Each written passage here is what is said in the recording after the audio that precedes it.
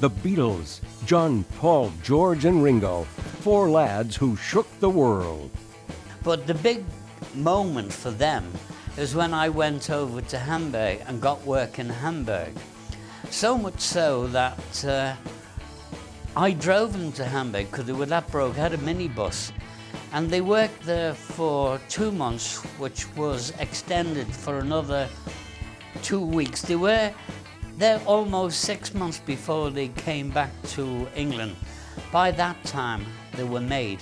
Because people say, well, how come Rory Storm, Jerry and the Pacemakers, they all went to Hamburg, but they didn't become big stars like the Beatles? And my answer to that was, yes, but they already had their act worked out.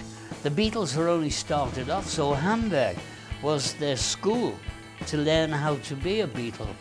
I think when the Beatles became, history, everybody knows the story. But not many people know how they started and why they started.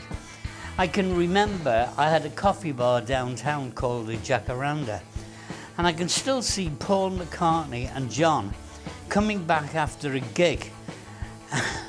And John ordered toast, and then he decided to have jam on top of his toast, and Paul McCartney said, "You must be bloody mad, it's a penny extra." Now look at Paul, getting sued for £70 million worried about jam on toast. Formative Productions.